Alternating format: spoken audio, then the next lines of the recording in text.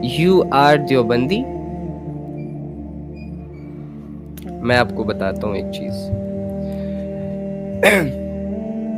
ایک باپ کے نا 4 بیٹے تھے اور وہ ہر وقت آپس میں لڑتے جھگڑتے رہتے تھے. ان کا اتفاق نہیں تھا, ان کا اتحاد نہیں تھا. چھوٹی چھوٹی چیزوں پہ وہ ایک دوسرے سے کمپٹیشن کرنے کو دوڑتے تھے. اس کے پاس یہ کیوں ہے, یہ اچھا ہے, یہ برا ہے, فلاں ہے فلاں ہے. باپ ہر وقت ان کو یہ سمجھاتا رہتا تھا کہ بیٹا یونائٹ رہو, اکٹھے رہو, ایک طرح سے رہو, اونچ نیچ کا فرق نہ رکھو, آپس میں محبت سے رہو, اتحاد سے رہو. لیکن وہ باپ کی نہیں سنتے تھے. ہر وقت لڑتے تھے, ہر وقت جھگڑتے رہتے تھے. میں ٹھیک ہوں, یہ غلط ہے, وہ ٹھیک ہے, یہ غلط ہے, وغیرہ وغیرہ کی گیمز چل رہی تھی ان میں. ایک دن باپ کو ترکیب سوچی. باپ نے 4 بیٹوں کو بلایا اور ہر بیٹے کے ہاتھ میں ایک ایک لکڑی کا ڈنڈا دی, سٹک دی, اور ان سے کہا کہ اس سٹک کو توڑیں. تو ہر بیٹے نے اس سٹک کو ہاتھ میں لیا, تھوڑی سی فورس لگائی اور وہ سٹک ٹوٹ گئی.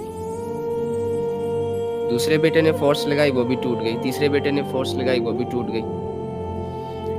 اب باپ نے 4 لکڑیاں ایک ایک بیٹے کو دی اور ان سے کہا کہ بیٹا اب انہیں توڑو.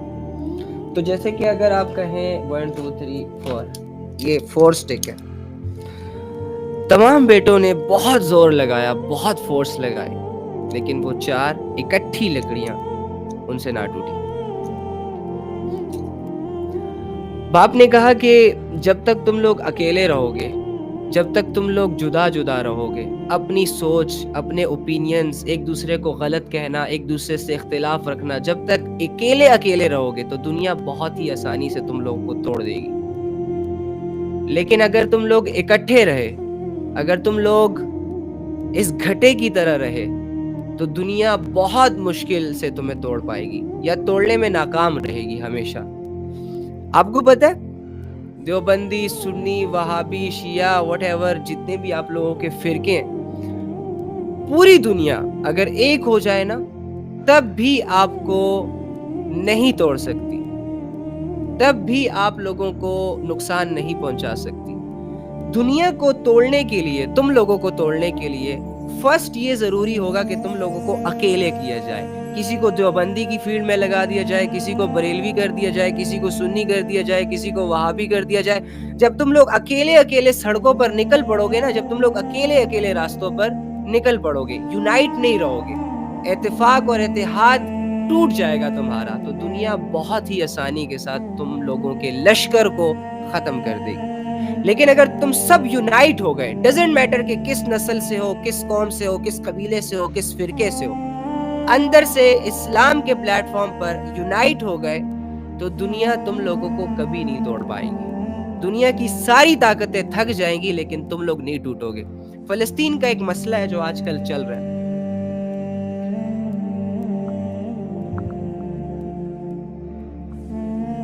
آپ کو کیا لگتا ہے فلسطین کے جتنے بھی لوگ ہیں, کیا ان میں فرقے بازی نہیں ہوتی ہوگی؟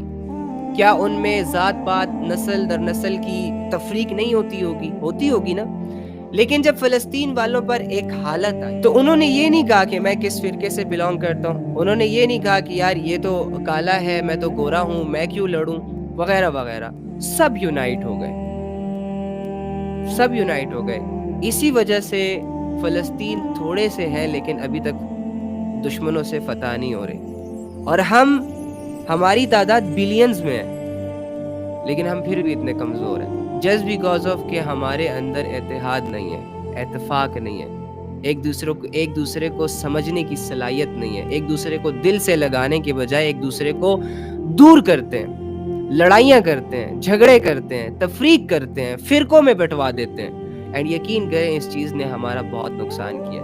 تو یار آپ لوگ جس بھی مسلک سے ہو, جس بھی فرقے سے ہو, کرو, ٹھیک ہے, اوکے فائن, جو آپ لوگوں کو ٹھیک لگ رہا ہے. لیکن جب اسلام کے پلیٹ فارم کی بات آتی ہے نا, جب اسلام کا کوئی تقاضا آتا ہے تو وہاں پر آپ سب کو یونائٹ ہونا ہوتا ہے, ایک ہونا ہوتا ہے, تبھی جا کے آپ ایک پاور بن کے لوگوں کے سامنے آ سکیں گے.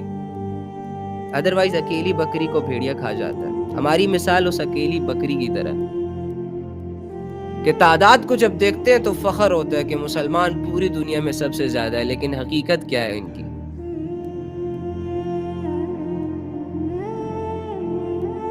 چھوڑیں یہ ساری چیزیں، آپ ہمارے بھائی ہیں، نان مسلم بھی ہمارے بھائی ہیں، بس وہ تھوڑے سے بھٹکے ہوئے ہیں۔ یہ کل پرسوں انہوں نے کلمہ پڑھ لیا تو ہم سے اچھے مسلمان بن کر سامنے آئیں گے، اوکے؟ تو ہم تو مسلمان ہیں یار، ایک اللہ کو ماننے والے ہیں۔ ٹھیک ہے ہماری عبادتوں میں کے طریقوں میں تھوڑا سا ڈفرنس ہوگا یا پھر ہماری سوچ ڈفرنٹ ہوگی، لیکن یار ایز اے انسانیت اور اللہ رب العزت کے تعلق کو سامنے رکھ کر، اسلام کو سامنے رکھ کر، جنت اور جہنم کے عقیدے کو سامنے رکھ کر ہم سب ایک ہیں۔ تو ان چیزوں کی طرف نہ جائیں جس میں اختلافات موجود ہیں، ان چیزوں کی طرف آئیں جو آپ کو یونائٹ کرتی ہے، جو آپ کو ایک کرتی ہے، جو آپ کو ایک پاور بناتی ہے، ایک مٹھی بناتی ہے۔ میں اس چیز کا بڑا خلاف ہوں۔